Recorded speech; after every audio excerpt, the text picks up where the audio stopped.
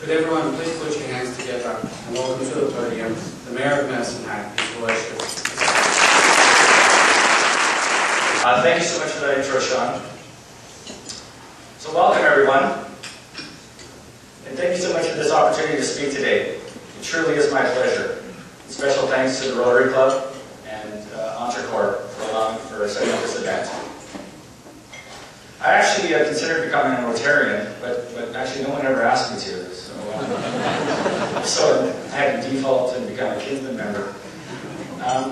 We also start our meetings at 7 p.m. Get to know me, I'm not a morning person, so anyway, I don't know how you guys get up and come here every Tuesday morning. Since we missed Small Business Week because we had a little election going on, I'm basically free to speak on whatever I want. So I'm going to do a little past, present, future theme today. I've prepared with the help of Brandy from Communications a little slideshow. So, just so you know, today I will not be talking about the flood at the Viner Center. I'm going to save that for the chamber. Anyway, I'm going to start with this first slide. I don't know if it's a little hard to see. It's, oops. It's 1912. This is City Medicine Hat. I don't know if you can read that, but it says Manufacturing Center of Western Canada, 1912. Why were we the manufacturing center of Western Canada in 1912? Was it because gas was at $8 a gigajoule and Halliburton was here? Or is it because we had an oil company? No, it was because we had cheap gas. And it was a great place to start manufacturing. So here's what we're looking at today. This is Methanex. Why did they leave 10 years ago? Because of high price of natural gas. And keep talking about this whole election was about the doom and gloom because gas is so cheap. Why are they back today? Cheap natural gas. The city, I don't like to say that Medicine Hat booms or busts. We kind of grow, and then sometimes we have a little bit of stalled growth, and then we grow again. But they came back because of cheap natural gas, and what they're looking at right now is perhaps expansion right here. This is the north, the event center is over here somewhere, and this is the plant, and then they're looking at going north. So no explosions, no blowing up event centers. I've been talking about this all during the election. We've been working hard on this. Actually, their entire board of directors is coming here tomorrow, where a lot of us have been invited for dinner. We've been working on it with the city Medicine Hat utilities and the environmental utilities on a package, win-win to hopefully trap in there. People get these emails from people that tell me, are you doing anything about Methanex? Please trust me. We are doing our best to land this Methanex expansion. It's 1,000 jobs in construction, $1.2, $1.7 billion. The economic spin-off is astronomical. So we're working very, very hard on that. Even the Minister of Energy and Enterprise is going to be here tomorrow even to help us land this deal. Anybody know what this is? Well, I guess it's a very That is the infamous, we won't say the Grimlots, but I just said the Grimlots. The gas station in the 60s. This is what it looks like in about 2009, what it looks like today, what it looks like in 2009, what it looks like today, what it's looked like for the last 35 years. A vacant lot. This is one of the proposals. Some of you may have seen this about 3 or 4 years ago. The McNally proposal was in the paper. It was some 3D flybys. We've resurrected this. Since I've been elected, we've been working very, very hard to get this project back going. We've been working with a group of doctors who are concerned, I love you guys, who are looking at doing an urgent care clinic with pharmacy, and then the city of Medicine Hat renting a couple stores, as well as over here, residential condo, high-end condos. They won't be cheap. What has kept stalling this project? Underground parking. We have to we're dealing with Calgary type construction prices because it's concrete, steel, glass, but we can't get Calgary type rents and prices. So we're working on a deal, and I've talked to all the council about this, and I think most of them are on board. This has not been passed in open council, but we're going to hopefully perhaps fund the underground parking and then lease it back. That'll get this project up off the ground, and hopefully, finally, after about 35 years, we're going to see something on this lot. I've made it a priority. Whether you agree with it should be a priority or not, I've made it a priority. Another view. This was actually another sketch with a pub on the top. Very interesting, beautiful, beautiful looking project. Airport expansion, Frank was just asking about this, and I started right away. We awarded the tender. There's WestJet. Hanging out there. I was just, I heard on the radio they're talking about, somebody was coming up to me, why are you spending $5 million on a 500 square foot expansion? No, it's not 500 square feet, it's 5,000 square feet. Why are we doing that? Because they need to have, I know when you go through security, if you ever been to the airport, because nobody actually uses our airport anymore, because they got to drive to Calgary or Great Falls, but it's very, very small after you go through security waiting room. So WestJet needs, I think it's about 85 to 90 spaces where you could sit after security. So we have to do this. It's a little bit of chicken and the egg. We do not know if WestJet's coming here. We are hoping that we get WestJet. We are talking to WestJet. But I would hate to lose them when they say, well, we would have come, but your airport couldn't handle us. So we have to invest this money. We're taking a bit of a chance, but we're hoping to land WestJet. This is just a schematic. This is the front door where you usually come in, and then the extra area here that I was talking about, as well as the whole airport that's going to be redone. Event center, under construction right now. It's in Box Springs. If anybody's taken a look at some of the Box Springs and some of them are here today, one of the big criticisms when we did this was that nobody would build around it. Why are you building out in the middle of nowhere? Well, I think Mr. Hashem can attest that there's a ton of interest out there. The hotels are starting to come, the Boston Pizza, the Princess Auto, the LNG station, so you can travel across the country with trucks, CNG, compressed natural gas. There's lots going on out there. It's doing what it was supposed to do, what we said it was going to do. Increase that tax base out there. I was just read, I think it was a Ticked Off Tickled Pink. I think it was on Friday. And it said, this new mayor and council is spending us into debt. We're raising our taxes, whatever the number, they make up numbers because they're anonymous, they can say whatever the hell they want. But the fact of the matter is, we're building the leisure center, cash. This project is almost 100% cash out of savings. We have a $10 million debenture on this, yes, but we're hoping to raise that in donations. So we are in a unique situation here in the city where we can do these kinds of things without debenture borrowing. So don't read all that detail things up. Here's some more pictures. I like to call the event center a walk-up bungalow. You can walk in the front and go right down into the ice, or you can drive in the back and, for concerts and stuff and get right onto the stage. A lot of the event center, it's actually about 3 times the size of the old arena, but a lot of it will be underground. You won't see all of it. But more pictures. There's a lot of talk. I don't know if anybody can see these numbers, but I'm just going to talk about these two here. This is our energy financials. This is not the city financials. This is just the energy utility consolidated financials for the Q3 for September. There was a lot of talk that the utilities are going bankrupt. We're losing our shirts. The sun was not going to rise tomorrow, and the moon was going to crash into Earth, and it was all going to be over. But as you can see, earnings before interest and taxes, $129 million this year. It's not the end of the world. A net income of about $42 million after we put away some money in reserves and for amortization. So we still are all right. These are actual factual numbers. Yes, we have projections, but I can't deal with projections because really, if anybody here has a crystal ball, you tell me what the price of gas is going to be, what the price of electricity is going to be. I just go by actuals. And so we're doing all right. We're the envy of the rest of the province. This is the solar thermal project, and I don't know, has anybody actually gone up there and taken a look at this? Raise your hands. Okay, about to 10%. This is the first of its kind in Canada. This is our electric generation plant down here. It's actually here with us offices. There's going to be a pipe going down here. First of its kind in Canada, one of only 3 in the world attached to a gas generation plant. It's extremely unique. Doesn't make financial sense. I admit, I'm the first to admit it. It cost $9 million for 1 megawatt of electricity. We can build gas-fired generation for about $1 million a megawatt, but then you have to pay for the gas. This will be free because it's come from the sun.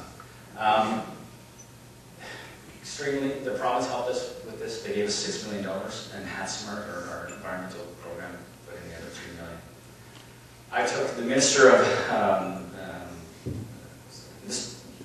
Municipal Affairs, Doug Griffiths. We were actually coming to drop a check off at the Rotary Club for your pathway that goes through the college. And I said to him, I got to show you something. You got to see this. he did because he had no idea this was here.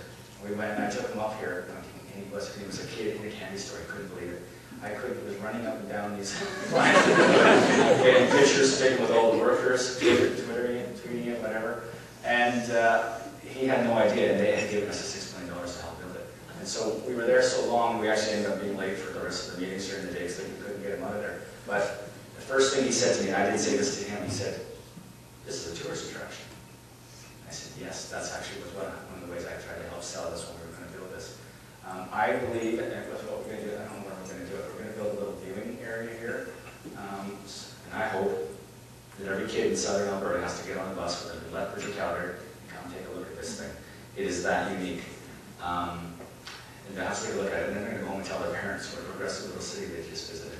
And hopefully maybe their parents will come and want to see the dog. It is extremely interesting. Anyways, it's a good construction. We were actually standing there. I was standing right here. It's I'm facing the sun. You know when you take a magnifying glass, and when you're a kid, or well, boys in the room did anyway. It's right on. This works exactly the same way. The sun was actually here. This wasn't even aimed at the sun, and I was standing right here, and it was hot. It was extremely hot on a November or October day.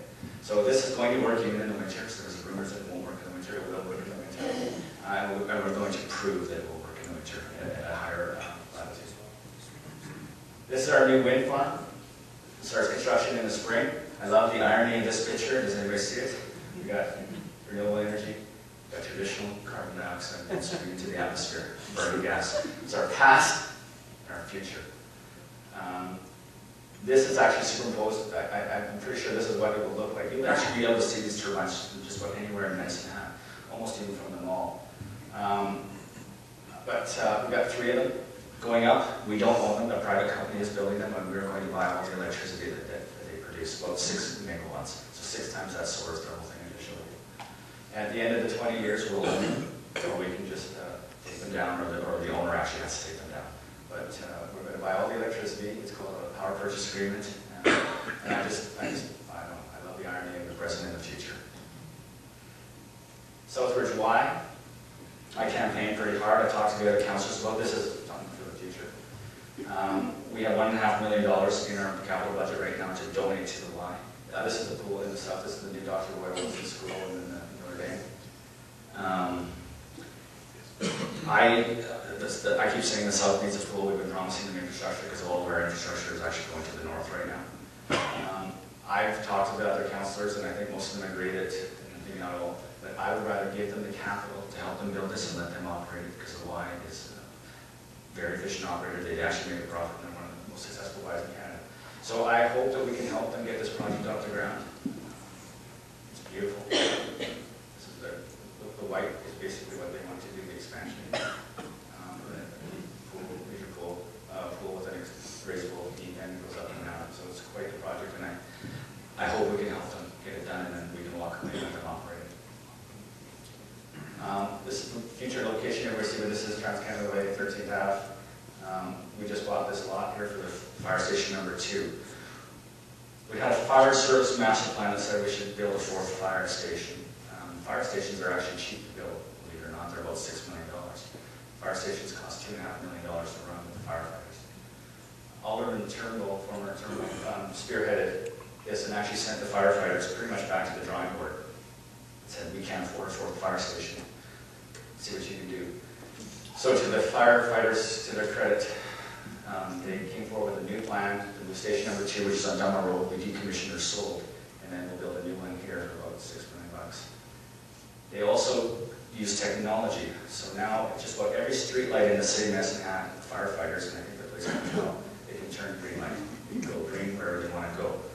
So without that technology, what happened was by moving this fire station, it's not even that far, and with that new technology, before with 3 fire stations, we had about, I think Brian's here, we had about 65–75% of the population was in the 6 minute 20 second. You're nodding your head, okay, good. With this second fire station just being moved here and that new technology, we're going to approach about 95% of our citizens will be covered within 6 minutes, 20 seconds. A much better solution, and actually a cheaper solution. We held off that 4th fire station for maybe 5–10 years. Well, this is my final slide.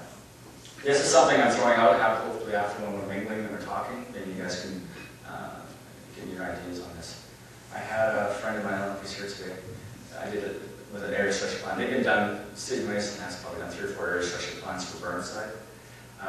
Here's the highway number 3. This is the future Burnside Drive. Does everybody know what this is? You know, you got your bearings on where this is?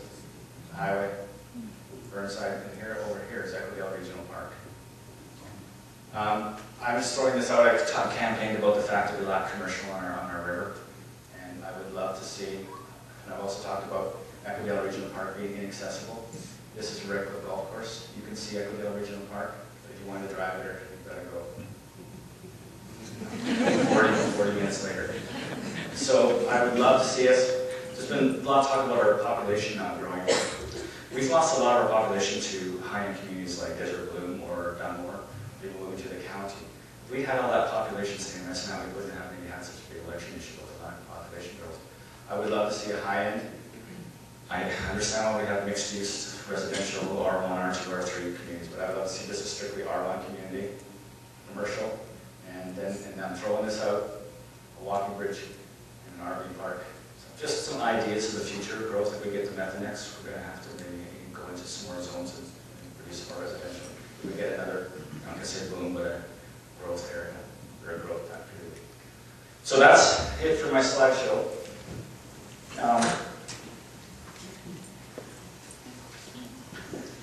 So I'd just like to tell you a story. Do I have lots of time still? Yeah. I was just in Calgary at the mid-sized mayor's meeting, and there were about 20 of us. And they decided to go around the table and tell each other what their taxes were going to be for the year, for 2014. And so I heard some numbers in the 4-11% range, 11% tax increases. And by luck of the draw, I was the last one around the table to be asked. And they were all telling tales of woe, of wage hikes and union negotiations, and then it was my turn, and I said, I actually don't know what our tax increase is going to be this year. I said, and then they looked at me, oh, the newbie mayor. Doesn't know what to do. And I said, well, no, I'm serious, we have a gas production company, all company and energy, and I said, well, we subsidize our taxes, it's $24.5 million a year dividend. And so, in all honesty, if we don't want to increase taxes, we can just take another $500,000 out of our utility, and every $500,000 we take out, we can lower your taxes by about 1%. And they looked at me, like, what was I talking about, these other mayors? Sorry, I said there were about 20 of them. And I said, actually, our challenge is to do the right thing, and perhaps raise the taxes, or cut services, and not rob our utility to get reelected. And I realized I had nothing in common with the other mayors, the mid-sized mayors in Alberta. And I looked at them, the other mayors, and I realized I had just walked into the high school gymnasium on prom night with the prettiest girl in town. And I felt the envy of all the other boys, even some of the girls. I've been with Miss Medicine Hat now for 45 years, and she is as beautiful as the day I first fell in love with her. And sometimes it takes outside eyes to remind you of what you have. Anyway. I brought this picture.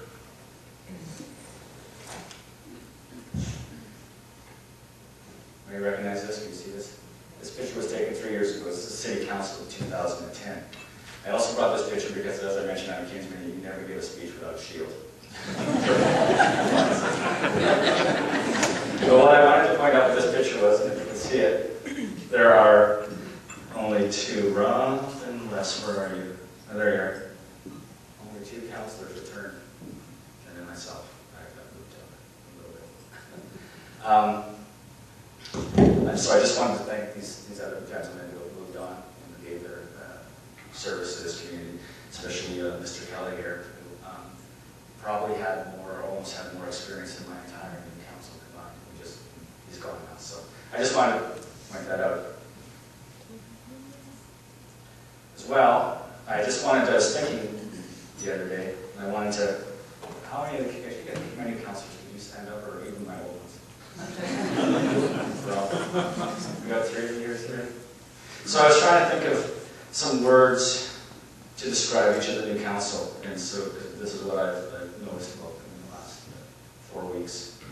And I'll start with, I noticed Rob with his renewed enthusiasm, Julie with her experience and grace, Jamie with his quiet intellect, Jim with his patience and determination, Brian with his can-do attitude, Celine with her exuberant, contagious excitement, Les with his enviable dedication, and Bill with his keen, logical mind. And so, you guys sit down. And so, I'm very, very happy. You seem to be getting along very well. We have taking this team approach, and it's going extremely well. So hopefully we can keep that up. As some of you know, Ray, our CAO, is right here, and he's retiring. I was in his office the other day, or actually in the beginning of summer. We were discussing dividend strategy and distributable cash models, and it was going a little over my head. And he asked me what I was going to do this summer.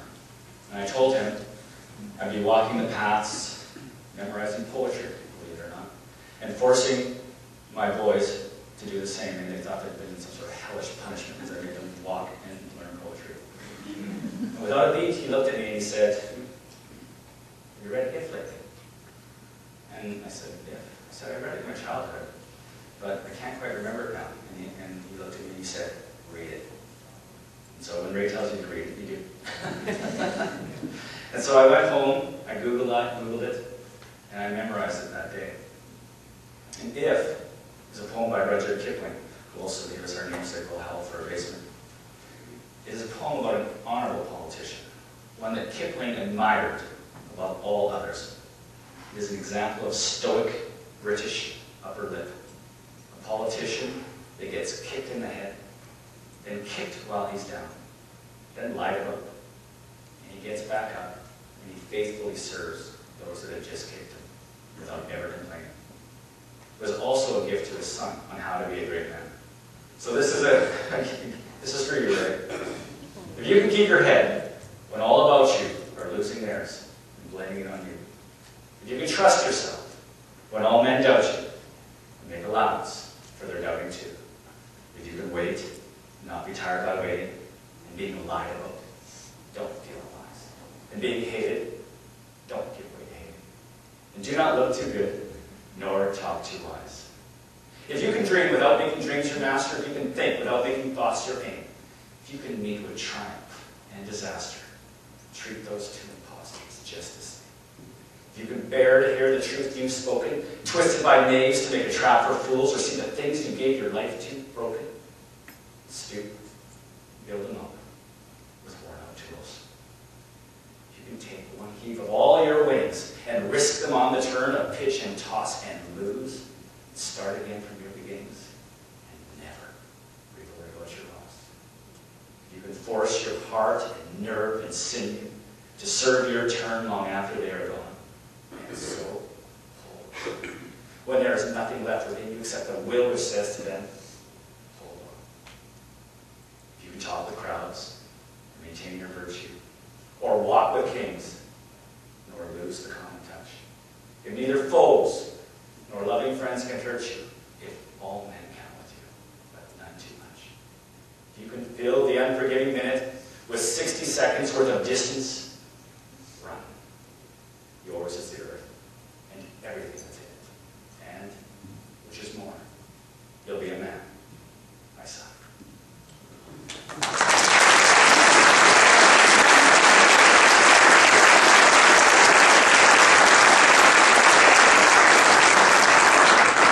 Okay, so why did I do that? If you really want to know, ask Lisa, but I'm going to give you the politically correct answer. In this day and age of bad politicians, the Rob Fords, the Barrett Perzos, the Pamela Wallens, the Duffys, and basically every mayor in Quebec, I want you, the citizens, to know that the right decision is often the hardest decision. And if you were wondering how I'm going to keep my moral compass straight, you may notice that I'm often reciting that poem in my head quietly to give myself a steady keel. I want to be the mayor of Medicine Hat. I wanted the job. I want to do the job. I never wanted the position. And there is a big difference. I will do my best to serve you in a manner that will make Kipling proud, and hopefully you proud. Thank you.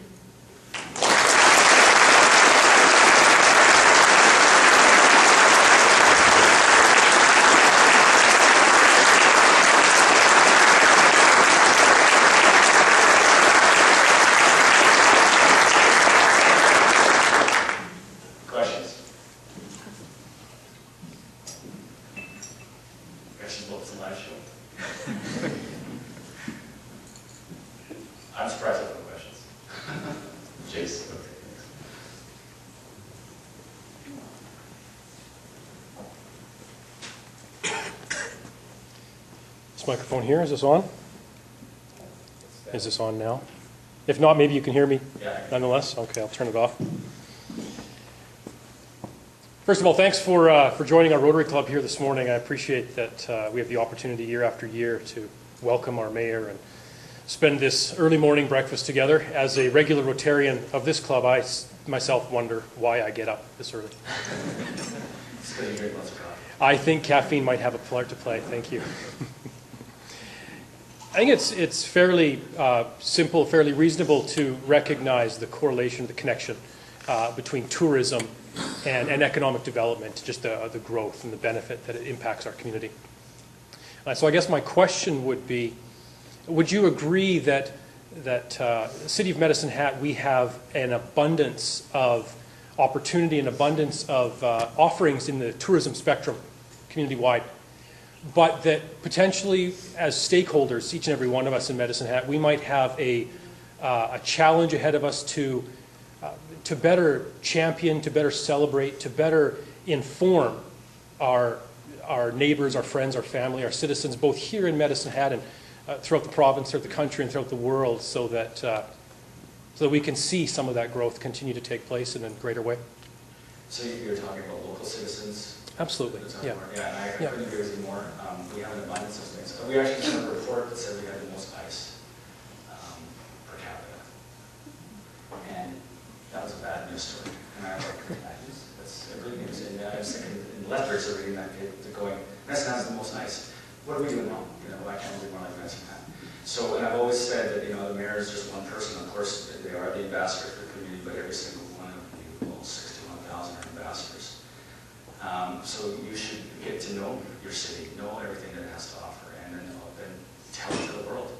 I received an email 2 years ago from the executive director of the police point, and she was telling me how there was a young doctor who was thinking about coming to Medicine Hat. And they basically couldn't decide between Medicine Hat and Lethbridge.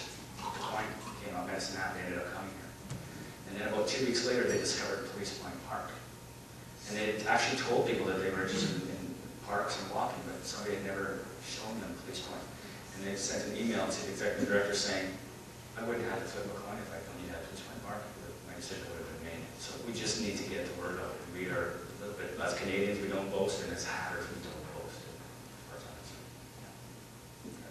Yeah, absolutely. Thank you. And thanks for the DMO stuff. I got your letter this morning. Anybody else?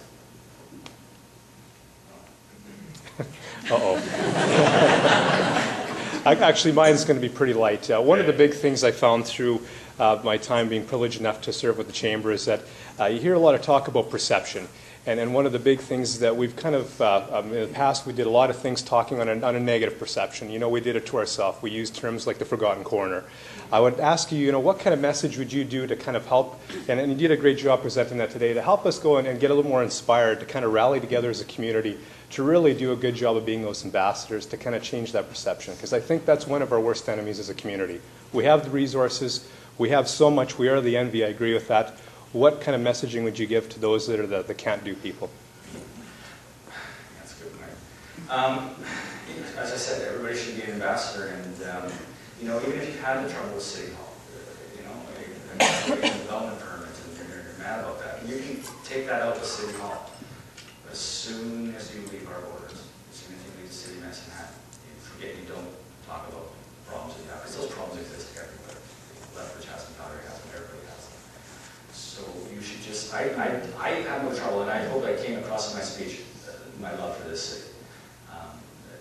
And especially when I was talking to the mayors, we have so much. And it actually does sometimes, you do need to leave and then come back to realize just how wonderful it is here. And actually, Mr. Weddick was here 2 weeks ago and gave us $9 million for flood relief. And I actually did say that day, I officially, although I'm not officially allowed to do that, I said I officially declare us not the forgotten corner. Because the province has been very attentive to us. I have no peace with the province, frankly, right now, other than emergency dispatch. That's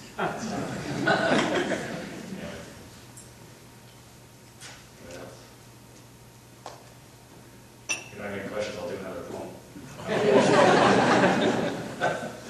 Okay? It's good, okay? Oh, there. Ted, you indicated that they're across the corner across the city hall. Are they doing RFPs, or you just doing a direct proposal with the doctors, or how does that? So we did do an RFP, Okay. and they won it basically. But of course, we couldn't put the deal together. But with the new council, we're going to try to fire that deal back up again. That's the short answer. Okay. Thank you so much.